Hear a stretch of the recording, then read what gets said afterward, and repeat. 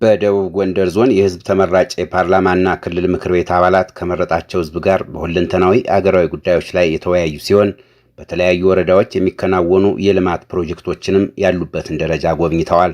በሰዴ ሙጃ ወረዳ የመራጭ ተመራጭ ውይይት የተሳተፉት አቶ ስዩም መስፍንና ወይዘሮ ፋሲካ ዘረፈው ህዝብ የሚያነሳቸውን የልማት ጥያቄዎች እንዲመለሱ ለክልልና ለተወካዮች ምክር ቤት አባላት ማቅረባቸውን ገልጸዋል። በመሰረተ ልማት ትልቅ ችግር ያለበት ወረዳ ሰዴ ሙጃ ወረዳ ነው። ዋናው ጥያቄያችን ከወለላ ባህር ወይም ደግሞ ከመገንጠያ ሙጃ ወደ መቅደላ የሚሻገረው መንገድ ይሰራልን ነው ጥያቄያችን። ምክንያቱም ማንኛውም የመሰረተ ልማት ጥማት ያለበት ወረዳው የመንገድ ችግር ስላለበት ነው። ወደታች ወደ በረሃማው ያለው የጤና ጣቢያ፣ የትምህርት ቤቶች ግንባታ፣ የሁለተኛ ደረጃ ትምህርት ቤት ይከፈትልን። ጤና ላይ ስነሳ መሰረተ ልማት ያልተሟላ በመሆኑ ብዙ እናቶች እየተጉላሉብን ደም እየፈሰሳቸው የባለሙያ ችግርም እያጋጠማቸው ሆስፒታል ሳይደርሱ በመሃል ላይ የሚቀሩ አሉ። ይሄ ጥያቄ ለኛ በደንብ ይመለስልን። የኔ ቢጤ ድሃውስ እንዴት ነው ተጠቅሞ የሚያድረውን የሚለውን ስለ ገበያ መረጋጋት ላይ እሱም ጥሩ ሆኖ ቢሰራልን የሚለውን ጥያቄ ነው። በተወካዮች ምክር ቤት የፎገራ ወረዳ ተመራጭ የተከበሩ ዶክተር ባለው ባየ የህዝቡን የልማት ጥያቄዎች ለሚመለከተው አካል በማቅረብ እንዲፈታ እንሰራለን ብለዋል።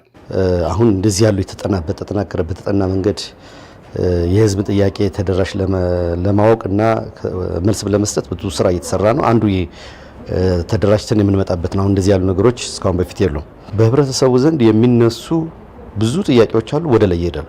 ቋሚ ኮሚቴዎችም ይህን እየተከታተሉ ለሚመለከተው ተወካይ የደረሱበትን ደረጃ ያሳውቃሉ ማለት ነው እና በጥሩ እየሄደ ነው። ይህ ተጠናክሮ ከቀጠለ በየጊዜው በየችግሩ በየቦታው የሚፈጸመውን አድሎ አሰራር፣ ኢፍትሐዊ አሰራር፣ ሙስና፣ ሌሎች ችግሮችን የማገለጥ እድላችን የመልካም አስተዳደር ችግሮችን የመፍታት እድላችን እየሰፋ ይመጣል ማለት ነው። የሰዴ ሙጃ ወረዳ የህዝብ ተወካዮች ምክር ቤት ተመራጭ የተከበሩ ጋሻው ዳኛው በመስክ ምልከታና ውይይት የመንግስት አገልግሎት አሰጣጥ እጥረት መኖሩን ጠቅሰዋል።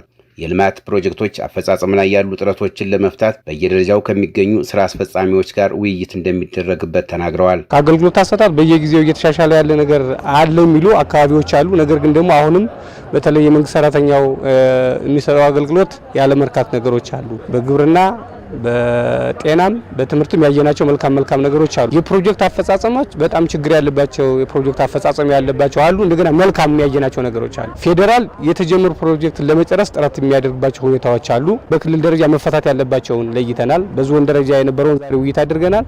ለክልሎች መስጠት ያለብን አሁን ከክልል ጋር ውይይት እናደርጋለን።